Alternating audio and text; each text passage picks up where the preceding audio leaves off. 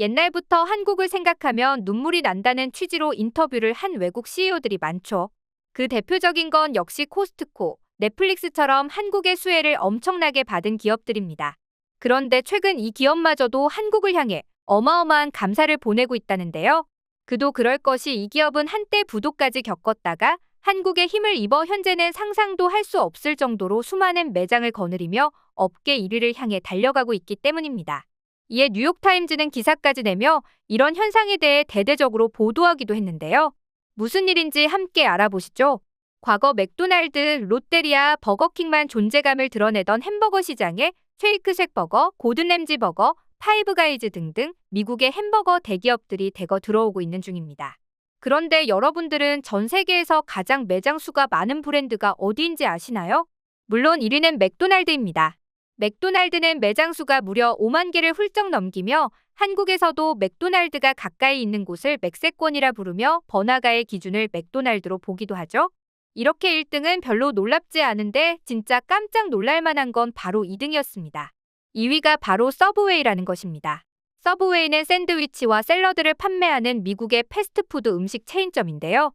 많은 분들이 서브웨이를 지하철의 뜻으로 알고 계시지만 미국에서는 잠수함처럼 길게 생긴 샌드위치를 서브라고 부르며 이것과 길을 뜻하는 웨이를 합쳐 만든 것이 서브웨이인 것입니다. 그런데 이 서브웨이는 미국에서 현재 그 인기가 어마어마해 맥도날드와 1, 2위를 엎치락 뒤치락하고 있는 상황이라는데요. 국내에서는 아직까진 맥도날드가 가장 유명하고 그 뒤로 버거킹, KFC가 더 유명하지 서브웨이는 마니아들이나 즐겨 먹는 이미지가 있죠. 그런 이유는 서브웨이의 복잡한 주문 방식 때문이었는데요. 그냥 버튼만 딱 누르면 되는 다른 패스트푸드와는 달리 서브웨이는 빵을 선택해야 하고 치즈는 어떤 걸 넣을지, 야채는 넣을지 말지, 어떤 걸 뺄지 말지 정해야 하고 마지막으로 소스까지 정해야 하기 때문이죠. 그래서인지 서브웨이는 굉장히 오래전에 한국에 입점되었는데 이 사실을 모르는 분들도 많습니다. 서브웨이는 무려 1991년에 들어왔다는데요. 하지만 2006년 부도까지 날 만큼 국내 시장과는 잘 맞지 않았습니다. 아까 말씀드린 것처럼 서브웨이는 주문 방식이 복잡하기도 하고 당시 우리들의 정서상 샌드위치는 그리 잘 먹히지 않는 음식이었는데요. 아무래도 샌드위치는 맛있는 패스트푸드 음식이라기보다 건강을 생각하는 사람들이 그나마 맛있게 먹을 수 있는 음식으로 여겨지기 때문에 당시에는 같은 가격이면 차라리 햄버거를 먹지가 한국 사람들의 생각이었습니다. 그러다가 지금은 한국이 잘 살기 시작하면서 우리들도 점점 건강하고 칼로리가 낮은 음식을 찾기 시작했는데요. 이때서야 눈에 들어온 것이 바로 이 서브웨이라는 것입니다. 서브웨이는 딱 봐도 신선한 야채와 잡곡빵으로 엄청 건강해 보이는 이미지인데요. 그렇다 보니 2014년부터 서브웨이는 매장을 점차 늘려나가며 한국에서도 500개까지 늘어났죠. 하지만 서브웨이가 부도에서 살아날 수 있었던 건 사람들의 생활 습관이 바뀌어서가 아닙니다. 진짜 이유는 따로 있었는데요. 그건 바로 한국 드라마 PPL 덕분이라는 것입니다. 서브웨이가 정말 선택을 잘했다고 느낀 게 서브웨이는 한국 드라마 PPL을 하기 전과 후로 나뉜다고 해도 무방합니다. 현재 한국 드라마의 위상이 어마어마하기 때문인데요. 전 세계 2억 3천만 명이 가입한 넷플릭스는 거의 한국 드라마의 대표적인 포털이나 마찬가지일 정도로 한국 드라마가 씹어먹고 있습니다. 이처럼 한국 드라마가 전 세계에서 큰 인기를 얻고 있는데 여기에 PPL을 태워보낸다면 당연히 전 세계 소비자들에게 노출이 되어 전 세계적인 브랜드가 될 것이라는 계산이었는데요. 그리고 이게 정말 먹히고 있다는 게 드러났습니다. 서브웨이는 마찬가지로 한국에서만 망했던 게 아닙니다. 1990년대에 인도네시아에도 야심차게 진출했다가 2000년대에 공식 철수한 적이 있었는데요. 굉장히 한국의 사례와 유사하죠? 그런데 이 서브웨이가 21년이 지난 2021년에 열화와 같은 성원에 힘입어 다시 인도네시아에서 부활했다는 소식인데요. 개장 첫날에 무려 보행 통로를 뒤덮을 정도로 줄을 섰다고 하죠. 그리고 이럴 수 있었던 이유는 역시 한국 드라마 때문이었습니다. 여러분들은 현재 인도네시아에서 한류가 얼마나 강타했는지 아시나요? 한 기사는 인도네시아 내 한국 열풍, 한류 넘어 K쓰나미 수준이라는 제목을 쓸 정도였는데요. 그도 그럴 것이 최근 인도네시아 사람들은 한국 콘텐츠를 적극적으로 즐기고 있습니다. 자카르타 롯데몰에는 주말이면 K-팝 팬들이 모여 K-팝 노래를 따라 부르고 춤을 추는 광경을 볼 수 있다고 합니다. 인도네시아의 K-팝 열풍은 북미 팝도 뛰어넘을 정도라고 하는데요.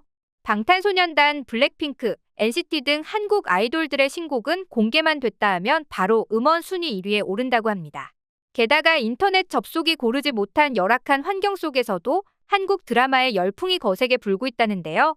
이런 이유 때문에 인도네시아 장관이 자국민들을 향해 한국 드라마만 보지 말고 자국 드라마도 즐겨달라고 호소하는 일까지 발생했다고 하죠.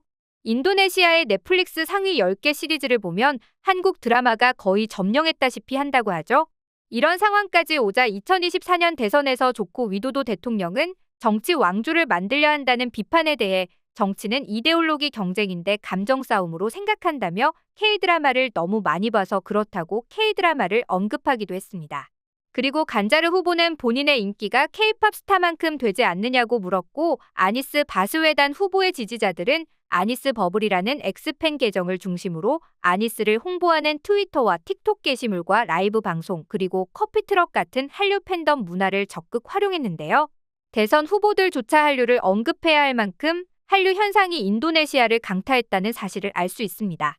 얼마나 한국이 인기였으면 이슬람 종교 때문에 평소 술은 입에도 대지 않는 인도네시아 국민들이 무알콜인 할랄 소주까지 만들며 어떻게든 한식들을 맛보려고 하고 있죠.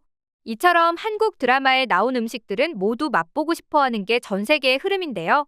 인도네시아 한 매장의 방문객은 자주 보던 K드라마의 서브웨이가 자주 등장해서 너무 먹고 싶었다. 그런데 인도네시아에는 서브웨이가 없어 슬펐는데 개업한다는 소식을 듣고 불이 나게 찾아왔다고 말했고 또 다른 방문객도 K드라마 속주인공들이 먹던 그 맛을 빨리 맛보고 싶다. 줄서기가 이렇게 심할 줄은 몰랐지만 몇 시간이고 기다릴 수 있다라고 답하기도 했습니다. 이런 인기의 서브웨이 관계자는 인도네시아의 8개에서 10개의 매장을 더 내고 점점 더 확대해갈 예정이라고 했는데요. 서브웨이가 자신들의 성공을 위해 한류를 주도적으로 이용하고 있다는 생각이 듭니다. 이에 뉴욕타임즈도 한국의 어마어마한 위력에 대해 다뤘습니다. 한국 TV의 예상 박스타, 서브웨이 샌드위치라는 제목의 기사였는데요. 그 내용을 짧게 소개해드리겠습니다. 한국 드라마가 점점 더 세계적인 인기를 끌면서 글로벌 브랜드들의 한국 드라마 PPL이 늘었다. 그 중에서도 서브웨이는 어느 기업보다 한국에 적극적으로 PPL을 이용했다. NIT의 비공식 집계에 따르면 서브웨이의 한국 드라마에 제공한 PPL은 최소 17개 작품 이상으로 추정된다. 서브웨이가 한국을 선택한 이유는 그만큼 효과가 좋아서다. 태양의 후예 같은 인기 있는 드라마의 PPL이 전 세계 매출에 긍정적인 영향을 미쳤고 특히 중국, 대만, 싱가포르 시장에서 효과가 컸다. 한국 PPL 이전과 이후 고객들에게 미치는 영향이 완전히 달라졌다. 서구의 한 매체가 한류의 힘에 대해 호들갑 떨며 분석한 내용이 흥미로운데요. 이윤을 낼 수만 있다면 뭐든 하는 것이 기업인데 그런 기업들이 한국을 주목하고 있다는 사실은 너무 놀랍기만 합니다. 하지만 한국의 콘텐츠는 아직 시작도 안 한 느낌인데요.